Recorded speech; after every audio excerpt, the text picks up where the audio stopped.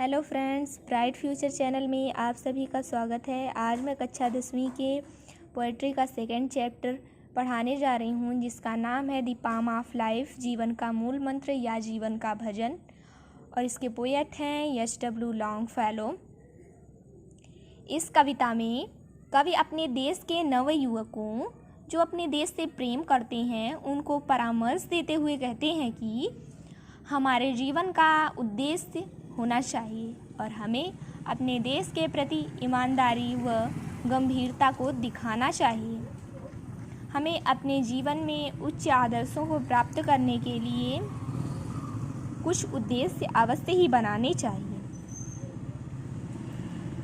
अब कवि कहते हैं कि life is real, life is earnest and the grave is not its goal, dust thou art to dust returnest is not spoken of the soul. जीवन वास्तविक है, जीवन सच्चा है और केवल कब्र ही इसका उद्देश्य नहीं है। तुम मिट्टी से बने हो, यानी कि धूल से बने हो, और तुम्हें वापस मिट्टी में ही मिल जाना है। यह आत्मा के लिए नहीं कहा गया है। कवि कहते हैं कि हमारा जो जीवन होता है वो वास्तविक है, सच्चा है और केवल कब्र ही इसका उद्देश्य नहीं होना चाहिए। हमारा जो शरीर है वो मिट्टी से बना हुआ है और वापस मिट्टी में ही इसे मिल जाना है।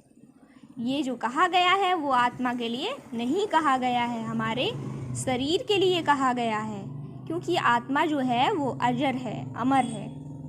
इस स्टैंजा के माध्यम से कवि हमें यही बताना चाहते हैं कि हमारा जो जीवन होता है उसका अंत तो निश्चित है, परंतु हमारे जीवन का उद्देश्य केवल मृत्यु प्राप्त करना नहीं होना चाहिए।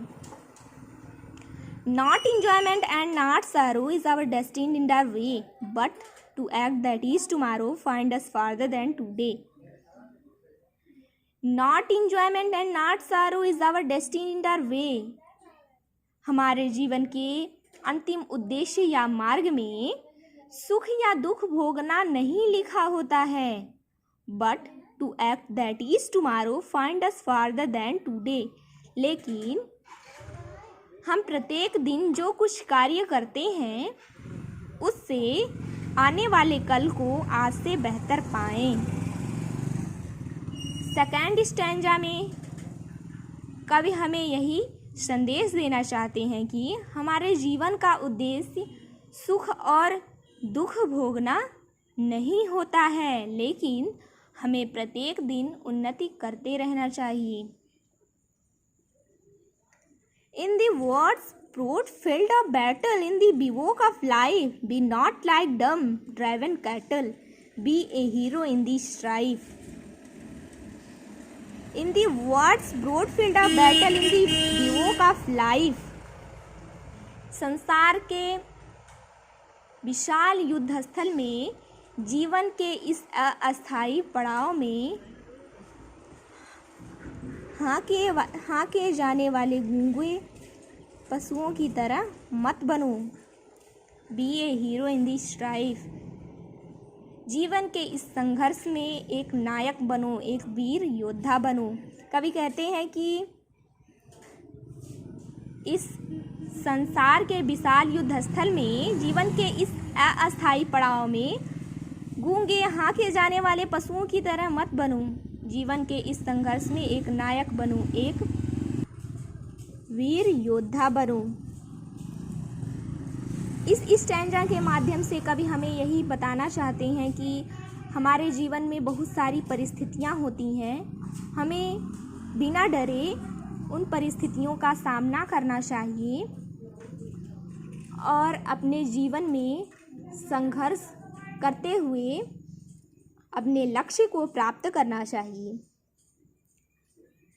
Let us then be up and doing with a heart for any fate, still achieving, still pursuing, learn to labor and to wait.